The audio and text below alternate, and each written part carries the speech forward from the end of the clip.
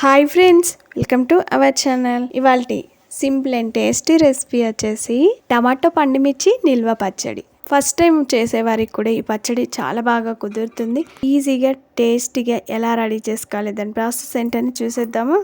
ముందుగా ఈ పచ్చడి రెడీ చేసుకోవడానికి నేను ఇక్కడ 2 కేజీల వరకు టమాటో, అలాగే 1 కేజీ వరకు పండుమిర్చి తీసుకున్నానండి. వీటిని శుభ్రంగా కడిగాను. నీళ్ళ తడి లేకుండా గట్టిగా తుడిచి పెట్టుకోవాలి. ఈ విధంగా ఆరబెట్టుకున్న తర్వాత ఈ టమాటాలని అలాగే పండుమిర్చిని కట్ చేసి పెట్టుకోవాలి. ఇందులోకి మనం తీసుకుంది 2 కేజీలు కాబట్టి ఇందులోకి చింతపండుని కూడా ఎంత వేసుకోవాలనేది చూపిస్తున్నాను. 150 గ్రాముల వరకు చింతపండు పడుతుంది. చింతపండులో నుండి గింజలు అలాగే పొట్టు, పీచు లాంటివన్నీ కూడా తీసేసి నేను ఇలా బౌల్లోకి తీసుకున్నాను. అన్నీ కూడా ఈ క్వాంటిటీలో తీసుకోండి. పచ్చడి మాత్రం చాలా బాగా కుదురుతుంది. తరిగి పెట్టుకున్న తర్వాత ఇప్పుడు వేరొక పెద్ద బౌల్ని తీసుకొని అందులో టమాటా నుండి గుజ్జును తీసుకోవాలి. ఇలా గట్టిగా పిండడం ద్వారా అందులో నుండి రసం వస్తుందండి. ఈ టమాటా రసంలో చింతపండుని నానబెడతాం కాబట్టి టమాటాల నుండి రసాన్ని అయితే తీసుకోవాలి. ఇలా 2 చేతులతో గట్టిగా పిండినట్లయితే అందులో నుండి రసం వస్తుందండి. నేను తీసుకున్న టమాటాలకి ఇంత రసం అయితే వచ్చింది. ఇప్పుడు గింజలు, పీచు లాంటివి తీసి పెట్టుకున్న ఈ చింతపండులో వేడినీళ్ళు పోసి ఒకసారి కడగాలి.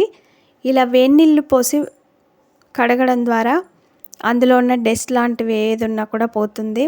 ఇలా కడిగి పెట్టుకున్న ఈ చింతపండులో మనం టమాటా రసం తీసి పెట్టుకున్నాం కదా, ఈ టమాటా గుజ్జునంతా కూడా ఇందులో వేసుకొని ఒకసారి కలుపుకొని ఈ చింతపండుని నానబెట్టుకోవాలి. ఇప్పుడు స్టవ్ పైన బాండి పెట్టుకొని అందులో ఒక పావు కప్పు వరకు నూనె పోయాలి. ఇలా పావు కప్పు వరకు నూనె పోసిన తర్వాత ఇందులో మనం ముందుగా తరిగి పెట్టుకున్న పండుమిర్చి ముక్కల్ని వేసుకోవాలి. పండుమిర్చి డైరెక్ట్గా మిక్సీలోకి వేసైనా మిక్సీ పట్టుకోవచ్చండి. లేదు అంటే ఈ విధంగా ఆయిల్లో ఫ్రై చేసి వేసుకోవాలి. ఆయిల్లో ఫ్రై చేసి వేసుకోవడం ద్వారా పచ్చివాసన లేకుండా పండుమిర్చి చాలా రుచిగా ఉంటుంది. ఇలా కొద్దిసేపు వేయించుకోవడం ద్వారా పండుమిర్చిలో ఎలాంటి చెమ్మ ఉన్నా కూడా మొత్తం ఎగిరిపోతుంది. ఎక్కువసేపు సాఫ్ట్గా ఎంతవరకు ఉడికించుకునే పని ఉండదండి. ఈ విధంగా ఫ్రై చేసుకున్న ఈ పండుమిర్చి ముక్కల్ని వేరొక బౌల్లోకి కానీ గిన్నెలోకి కానీ తీసుకోవాలి. ఇప్పుడు అదే బాండిని స్టవ్ పైన పెట్టుకొని ఇందులో ఇంకొక పావు కప్ అంతా నూనె పోయాలి. మొత్తం హాఫ్ కప్ అయితే పట్టింది. రసం తీసి పెట్టుకున్న టమాటా ముక్కలను అన్నిటిని కూడా నూనెలో వేసుకొని ఒకసారి అంతా కలిసేలాగా బాగా కలుపుకోవాలి. ఇప్పుడు ఈ టమాటా ముక్కలు సాఫ్ట్గా ఎంతవరకు ఉడికించుకోవాలి. ఇందులోనే చూపించిన స్పూన్తో 2 స్పూన్ల వరకు ఉప్పు వేయాలి. ఇది హాఫ్ టీ స్పూన్ అండి, మొత్తం 1 స్పూన్ వరకు ఉప్పు వేశాను. ఇలా ఉప్పు వేసి ఉడికించుకోవడం ద్వారా టమాటా ముక్కలు తొందరగా మగ్గిపోతాయి. బాండీపై మూత పెట్టి కొద్దిసేపు ఉడికించుకోవాలి. ఇంకొక పొయ్యిని వెలిగించుకొని వేరొక బాండీని పెట్టుకొని ఇందులో 1.5 స్పూన్ వరకు మెంతులను వేసుకోవాలి. పెద్ద స్పూన్తో 1.5 స్పూన్ వేసానండి. నేను తీసుకునే 2 కేజీల టమాటాకి ఈ మోతాదు సరిపోతుంది. ఇప్పుడు ఇందులోనే ఒక 2 స్పూన్ల వరకు ఆవాలను కూడా వేసుకోవాలి. ఈ మెంతులు, ఆవాలు పచ్చివాసన పోయేంత వరకు మంచి అరోమా వచ్చేంత వరకు వేయించుకోవాలి. స్టవ్ని సిమ్లో పెట్టుకొని వేయించుకోండి. లోపల వరకు కూడా బాగా ఫ్రై అయిపోతాయి. మెంతులు, ఆవాలు కొద్దిసేపు వేగిన తర్వాత ఇందులోనే ఒక హాఫ్ టీ స్పూన్ వరకు జీలకర్ర కూడా వేసుకొని ఇవి పచ్చివాసన పోయేంత వరకు మంచి అరోమా వచ్చేంత వరకు ఫ్రై చేసుకోవాలి. ఇవి బాగా ఫ్రై అయిన తర్వాత స్టవ్ ఆఫ్ చేసుకొని వీటిని పూర్తిగా చల్లారనివ్వాలి. ఇంకొక పక్కన మనం టమాటా ముక్కల్ని ఉడికించుకుంటున్నాం కదా, మధ్య మధ్యలో కలుపుకుంటూ ఉడికించుకోవాలండి. లేదు అంటే అడుగు పట్టేస్తుంది. ఇంకో పక్కన చూడండి, మనం టమాటా రసంలో చింతపండు నానబెట్టాం కదా, చింతపండు సాఫ్ట్గా నానిపోయింది.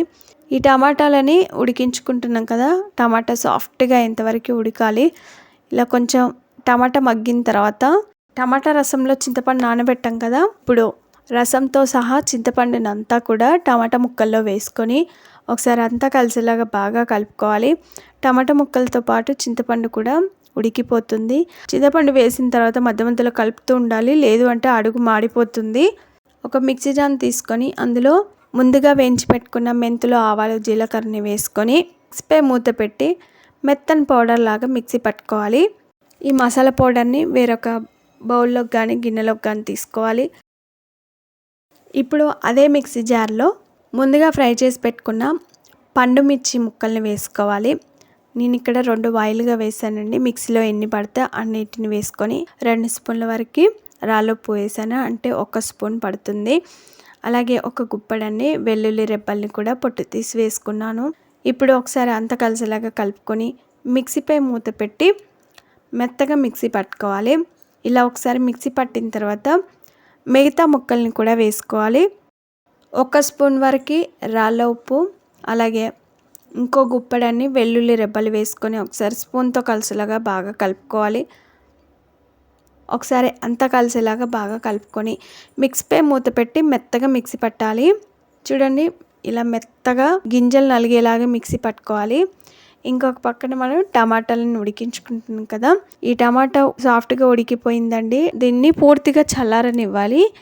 చల్లగైన తర్వాత ఇప్పుడు ఒక పెద్ద మిక్సీ జార్ని తీసుకున్నాను. సగం వరకు ఈ టమాటా గుజ్జునంతా కూడా వేసుకున్నాను. మిక్సీపై మూత పెట్టి మెత్తగా మిక్సీ పట్టుకోవాలి. ఇలా మెత్తగా మిక్సీ పట్టిన ఈ టమాటా పేస్ట్ని అంతా కూడా ఒక పెద్ద బౌల్లోకి తీసుకోవాలి. పెద్ద బౌల్ కానీ ఇలాంటి పెద్ద బేషన్ లాంటిది ఉంటుంది కదా, అందులోకి తీసుకుంటే కలుపుకోవడానికి ఈజీగా అవుతుంది.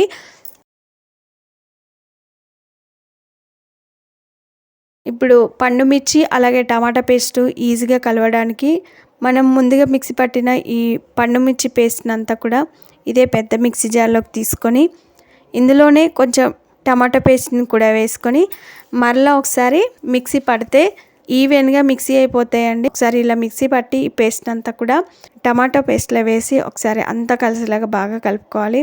ఇప్పుడు ఇందులోనే ముందుగా రెడీ చేసి పెట్టుకున్న మెంతి ఆవ పిండిని కూడా వేసుకొని ఒకసారి అంతా కలిసేలాగా బాగా కలుపుకోవాలి. మనం ఇక్కడే ఉప్పుని సరి చూసుకోవాలండి.